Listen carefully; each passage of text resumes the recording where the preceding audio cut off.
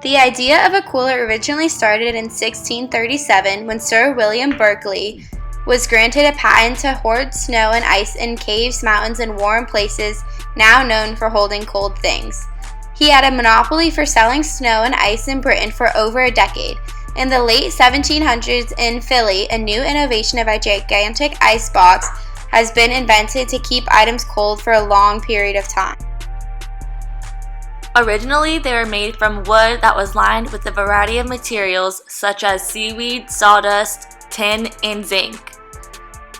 From the ice house, they were able to create the first refrigerator in the 1920s. In the 1950s, Richard Lyman filed a patent for a portable ice chest. When first invented, the chest consisted of a metal box with 2 layers of insulation in between.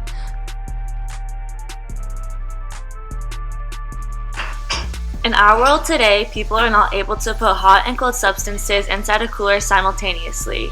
Most substances lose the initial temperature they had when it was first inserted into the cooler.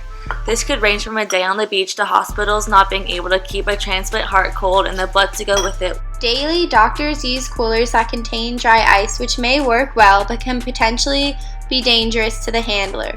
While dry ice does stay cold for a while, it can burn you if you come into contact with it for a certain period of time. This safety concern is one main reason we need a safer alternative. There are existing coolers such as Yeti that are able to keep substances really hot or really cold for extended periods of time, but not at the same time. Because of this dilemma, we came up with our product, the Climate Box. The first step we took into creating Climate Box was brainstorming possible solutions to keep hot and cold items at their desired temperature. Our starting requirements were to have insulation throughout the entire cooler, keeping the compartments separate, solar panels to be environmentally friendly, and wheels so it's easy to move around.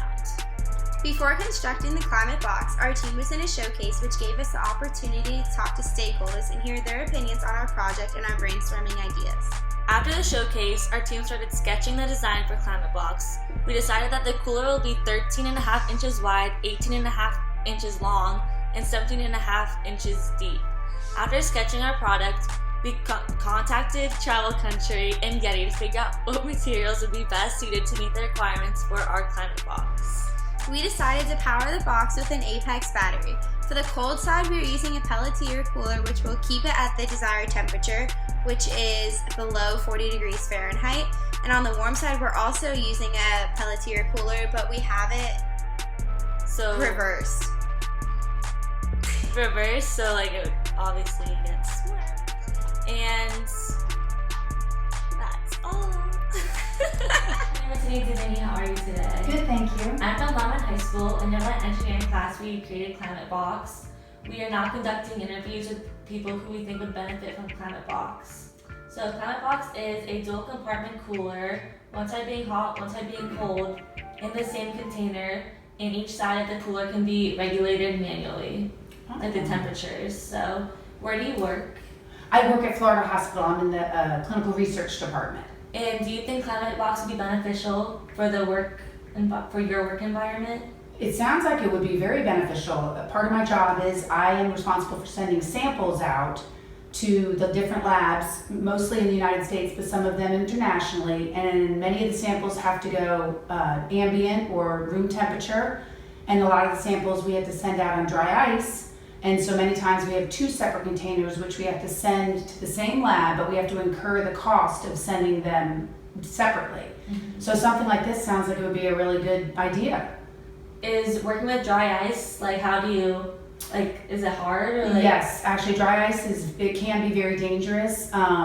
If you touch it, it burns you. As a matter of fact, a couple weeks ago I was sending samples out and I had to reach into a cooler that was full of dry ice and I didn't realize my arm was resting on the dry ice, and before I got burned, I pulled my arm out and I saw that it leaves a mark and stuff. So something like this that could be manually controlled and you wouldn't have to deal with the dry ice sounds like it would be a really good idea. Do you think hospitals would be willing to invest in our design and product? We'd have to see how it works, but it sounds like it would be a great thing. I think they would be, yes. Okay, thank you so much for talking with me today. You're welcome.